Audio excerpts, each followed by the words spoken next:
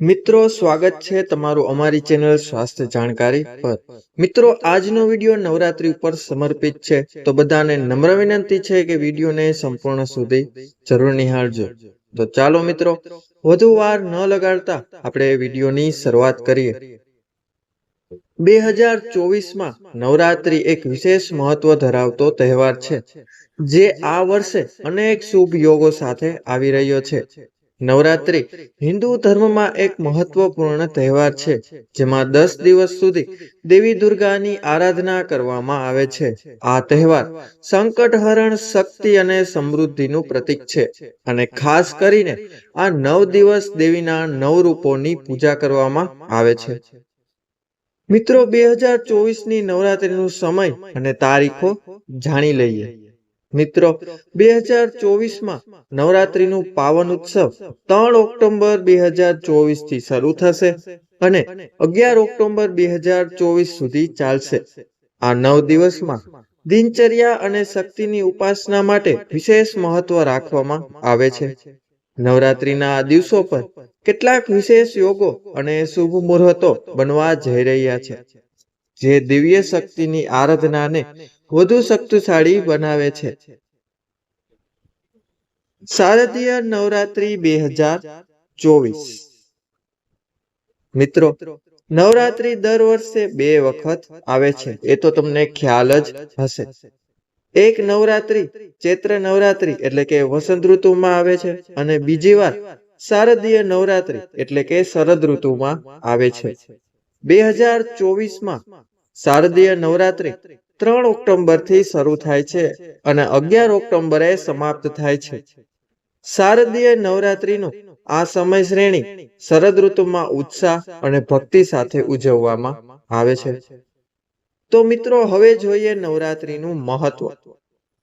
મિત્રો નવરાત્રીનો તહેવાર દેવી દુર્ગાની શક્તિનું પૂજન કરવાનો ઉત્સવ છે।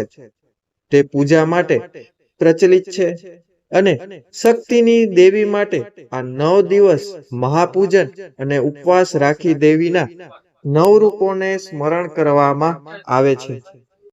આ પવિત્ર દિવસો હિન્દુ પૌરાણિક કથાઓમાં પણ વિજય અને દુષ્ટ તત્વોના નાશ સાથે સંકળાયેલો છે। મિત્રો હવે જાણીએ કે 2024ના નવરાત્રીના શુભ યોગો અને તેના લાભ કયા કયા છે। નંબર 1 છે સર્વાર્થ સિદ્ધ યોગ। મિત્રો આ યોગ કોઈ પણ કાર્યના સકારાત્મક પરિણામ માટે શ્રેષ્ઠ ગણાય છે। નવરાત્રીના દિવસોમાં જો આ યોગ થાય તો માતા દુર્ગાની આરાધના અને પૂજા અર્ચનામાં વિશેષ લાભ મળે છે। 2024માં 4 ઓક્ટોબર અને 9 ઓક્ટોબરના દિવસો આ યોગ માટે વિશેષ ગણાય છે। આ યોગ શક્તિ અને સમૃદ્ધિનું પ્રતીક બની કાર્યક્ષેત્ર અને ધાર્મિક કાર્યોમાં સફળતા પ્રદાન કરે છે। નંબર 2 અમૃત સિદ્ધિ યોગ। મિત્રો આ યોગ દૈનિક કાર્યોમાં કઠિનતા દૂર કરી સફળતા માટે ઉત્તમ માનવામાં આવે છે। નવરાત્રીના સમયમાં આ યોગ દેવી શક્તિની આરાધના સાથે જોડાયેલા કાર્યો માટે ખૂબ જ અનુકૂળ ગણવામાં આવે છે। 8 ઓક્ટોબરના દિવસે અમૃત સિદ્ધિ યોગ બની રહ્યો છે, જે ઉપવાસ, પૂજા અને શક્તિ સાધનામાં વિશેષ ફળદાયી રહેશે। નંબર 3 છે દ્વિપુષ્કર યોગ। મિત્રો 10 ઓક્ટોબરના દિવસે આ યોગ બનવા જઈ રહ્યો છે, જે પુનરાવર્તનના કાર્યોમાં લાભ અને સફળતા માટે ઉત્તમ છે। આ યોગના પ્રભાવથી કરવામાં આવેલા કાર્યોનું ફળ 2 ગણું થાય છે। માતા મહાગૌરીની પૂજા આ દિવસે શ્રેષ્ઠ ફળ આપવામાં તમને મદદ કરે છે। નંબર 4 છે રવિ યોગ। મિત્રો રવિ યોગ નવરાત્રીના વિવિધ દિવસોમાં આવે છે। આ યોગ શુભ કાર્યો માટે અત્યંત લાભકારી માનવામાં આવે છે। શુભ કાર્યો માટે આ દિવસોમાં કરેલા પ્રયત્નો અને કાર્યો સફળતાથી પૂર્ણ થાય છે। 11 ઓક્ટોબરે આ યોગ વિજયાદશમીની પૂર્વે માતા સિદ્ધિદાત્રીની પૂજામાં ખાસ મહત્વ ધરાવે છે। તો મિત્રો આ હતા યોગ જે આ 2024ની નવરાત્રીમાં બનવા જઈ રહ્યા છે. તો હવે જાણીએ મિત્રો નવરાત્રીના 9 દિવસની પૂજા વિશે. મિત્રો નવરાત્રીના દરેક દિવસે માતા દુર્ગાના અલગ અલગ સ્વરૂપોની આરાધના થાય છે. 2024માં આ દિવસોની પૂજા અને તેનું શુભ મુહૂર્ત નીચે મુજબ આપેલું છે. પ્રથમ નોરતું. મિત્રો પ્રથમ નોરતે માતા શૈલપુત્રીની પૂજા થાય છે, જે અપરંપિત શક્તિ અને સ્થિરતાનું પ્રતીક માનવામાં આવે છે. ત્યારબાદ જોઈએ બીજું નોરતું. મિત્રો બીજા નોરતે માતા બ્રહ્મચારિણીની આરાધના કરવામાં આવે છે, જેમના ઉપવાસ અને તપસ્યા ભક્તિનું પ્રતીક માનવામાં આવે છે. નંબર 3 છે ત્રીજા નોરતું. મિત્રો ત્રીજા નોરતે માતા ચંદ્રઘંટાની પૂજા કરવામાં આવે છે.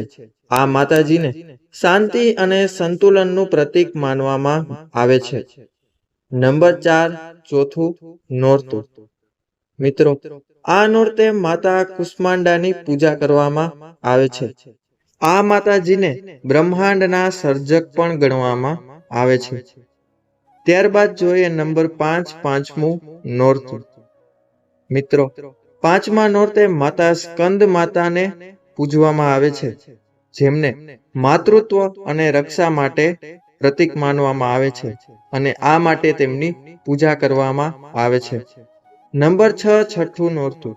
મિત્રો આ નોરતે માતા કાત્યાયની પૂજા કરવામાં આવે છે, જે માતાજી ચામુંડા માનું પ્રતીક માનવામાં આવે છે અને જે દુષ્ટ લોકોનો એટલે કે દુષ્ટતાનો નાશ કરે છે. નંબર 7 સાતમું નોરતું. મિત્રો સાતમા નોરતે માતા કાલરાત્રિની પૂજા કરવામાં આવે છે, જે અંધકાર અને દુષ્ટ શક્તિઓનો નાશ કરનાર માનવામાં આવે છે. નંબર 8 છે આઠમું નોરતું. મિત્રો આ નોરતે માતા મહાગૌરીની આરાધના કરવામાં આવે છે, જેમને પવિત્રતા અને શક્તિનું પ્રતીક માનવામાં આવે છે.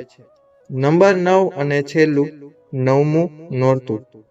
મિત્રો માતા સિદ્ધિદાત્રી કે જેમને 9મા નોરતે પૂજા કરવામાં આવે છે, જેમની પૂજા દ્વારા સર્વ સિદ્ધિઓ પ્રાપ્ત થાય છે. તો મિત્રો આ આપણે જોયું કે કયા માતાજીની પૂજા કયા નોરતે કરવામાં આવે છે. હવે જોઈએ કે નવરાત્રીના ઉપવાસ અને ધાર્મિક મહત્વ શું છે. મિત્રો નવરાત્રીમાં ઉપવાસ કરવાનો ધાર્મિક અને આધ્યાત્મિક દ્રષ્ટિકોણથી વિશેષ મહિમા છે. દેવીની કૃપા પ્રાપ્ત કરવા માટે ઉપવાસ અને માતાની આરાધનાના નિયમોને અનુસરવું મહત્વનું માનવામાં આવે છે. 2024માં નવરાત્રી દરમિયાન જો માનસિક અને શારીરિક શિસ્ત સાથે ઉપવાસ કરવામાં આવે તો જીવનમાં શાંતિ, સમૃદ્ધિ અને સુખની પ્રાપ્તિ થાય છે. મિત્રો હવે તમારે 9 દિવસના નોરતામાં કયા કયા કાર્યો કરવા જોઈએ તેના વિશે માહિતી મેળવી. તો પહેલું છે કન્યાઓનું પૂજન. મિત્રો આ નવરાત્રીના અંતિમ દિવસો એટલે કે ખાસ કરીને અષ્ટમી અને નવમીના દિવસે કન્યાઓનું પૂજન અને ભોજનનું વિશેષ મહત્વ છે. 9 કન્યાઓને નારી શક્તિનું પ્રતીક માનવામાં આવે છે અને તેમનો આદર કરીને તેમની સાથે તેમનું પૂજન કરવું દેવી કૃપાની પ્રાપ્તિ કરાવે છે. ત્યારબાદ જોઈએ નંબર 2 હવન. મિત્રો નવરાત્રીના અંતિમ દિવસે હવન કરવો પણ ઉત્તમ માનવામાં આવે છે. આ દિવસ માં દુર્ગાના આશીર્વાદ મેળવવા માટે હવન કરવાના શ્રેષ્ઠ દિવસો છે અને હવન દ્વારા આ ખાસ સમયનો મહિમા પણ ખૂબ જ વધી જાય છે.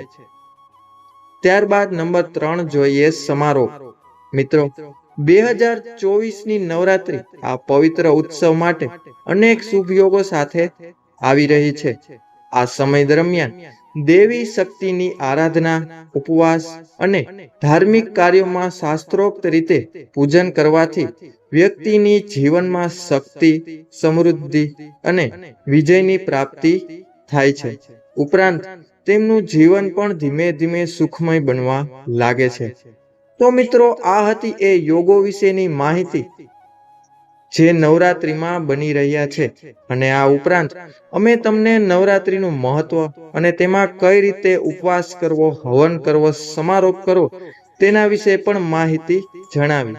જો મિત્રો આ વિડીયો તમને પસંદ આવ્યો હોય તો કોમેન્ટ બોક્સમાં અમને તમારી રાય જરૂર જણાવજો. અને તમને નમ્ર વિનંતી છે કે એકવાર કોમેન્ટ બોક્સમાં સાચા મનથી જય માં દુર્ગા અવશ્ય લખી દેજો, જેથી તેમની કૃપા તમારા પર બની રહે. તો મિત્રો હવે મળીશું નવા વિડીયો સાથે. ત્યાં સુધી બધાને જય શ્રી કૃષ્ણ, રાધે રાધે, હર હર મહાદેવ. વિડીયોને અંત સુધી નિહાળવા બદલ બધાનો આભાર, ખૂબ ખૂબ ધન્યવાદ.